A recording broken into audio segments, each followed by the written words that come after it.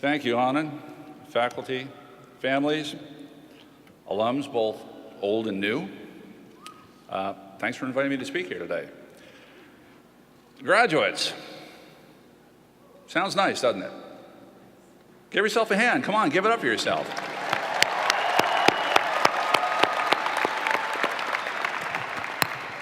This is a big day in your life. It's going to be one of that small handful of days you'll remember the rest of your life. Trust me on that one. You made it. Soak it all in. When Anand asked me to speak here today, it was a fairly daunting challenge. What do you say to a group of brilliant folks on such an important day in their life? And I thought, it's always good to start on common ground. So we have a couple things in common. First, I'm a Smith alum. Not from before most of you were born, but pretty darn close. And second, I graduated a long time ago into an economic environment with 10% unemployment. So again, we have some things in common. So rather than speak to you about lofty concepts like chaos theory and black swans, or the effects of taxation on entrepreneurship, or the perils of having your mom as a friend on Facebook, I thought the most that I could convey to you in such a short time would be a small handful of nuggets that I've learned over the last 25 years that have been most useful, that could be most useful to each of you as you build your lives and career. Think of this as what I wish I knew when I was in your shoes. Now, you're a really diverse bunch. I looked at the statistics. About half of you are focusing on finance and accounting. Good for you.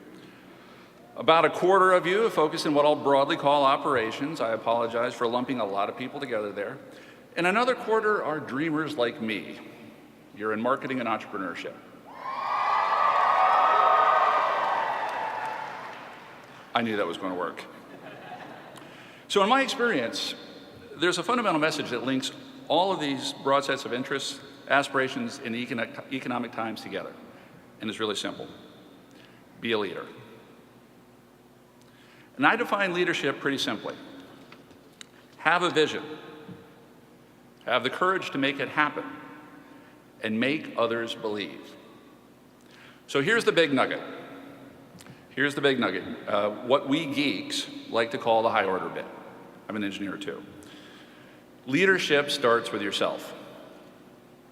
Remember that. Let's root that notion in today's event. I have some good news and I have some bad news. Yes, you've earned a degree from a very fine business school. Today, you're on the top of the world. But tomorrow, you're going to be just another top 25 B school graduate whose legitimacy has been created through the lens of a course catalog and a diploma. Again, in geek speak, that's necessary but not sufficient. Your degree gives you some important legitimacy, but don't confuse that with the legitimacy you need to create personally to get where you want to go. So put another way, now is a fantastic time to practice leadership on yourself. Think about it. If you can't make yourself believe, how the hell are you going to make other people believe in you? So what's your vision for yourself? I've never met a really effective person who didn't have one.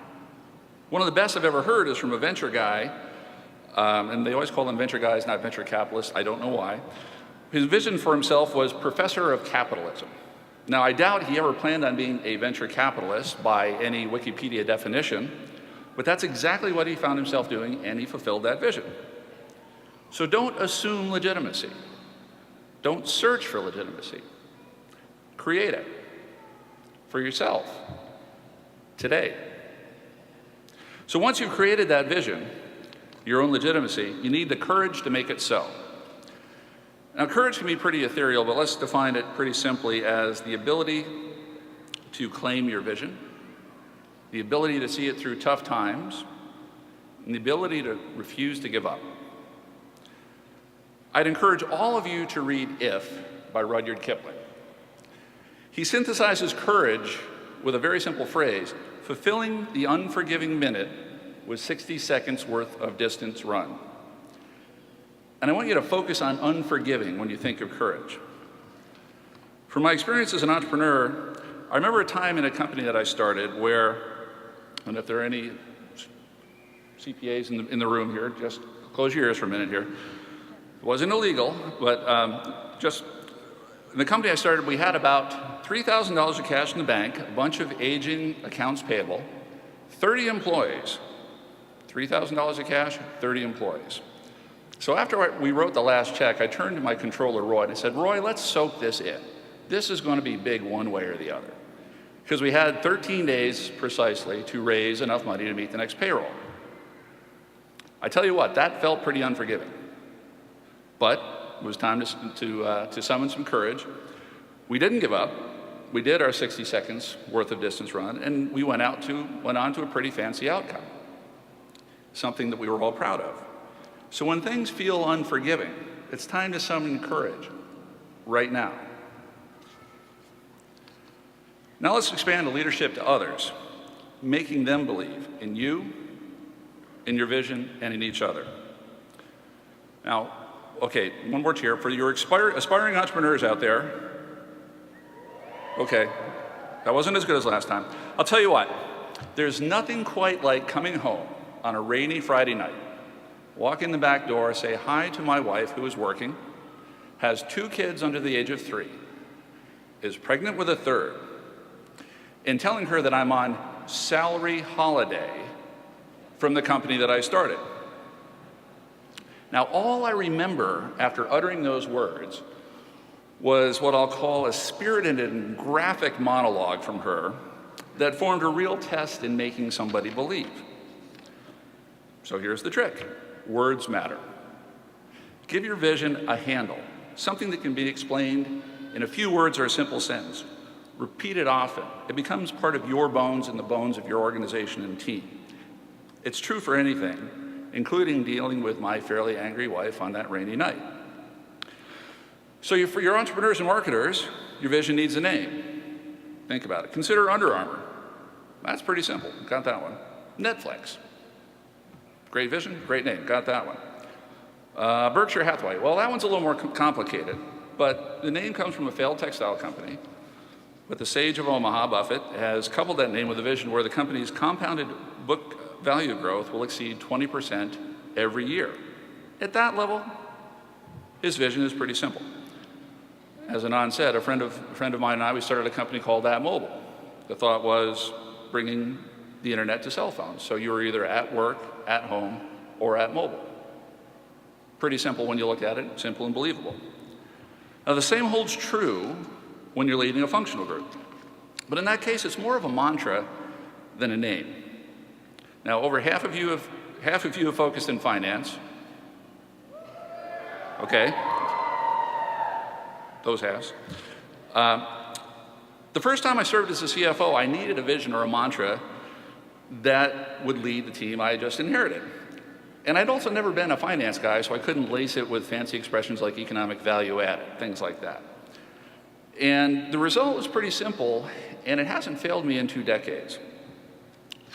First, if your grandmother or kindergarten teacher would have told you it's wrong, don't do it. Second, always, and I mean always, if you owe money to your banker, be sure you call your banker before they call you. And third, for all you aspiring CFOs, the more people that want to buy your stock, the higher the price.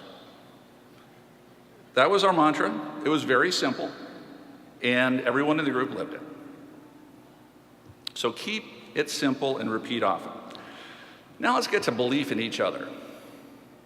In my view, teamwork is the residue of an ethos where it's unthinkable to let your teammates down. So how do you build that ethos? Here's another trick. Here's the trick I've used. Make things voluntary. For example, if you're leading a really painful and large change initiative in an organization, have a voluntary meeting every day. And I mean every day, not just Monday through Friday. Make a statement. Do it at 7 a.m.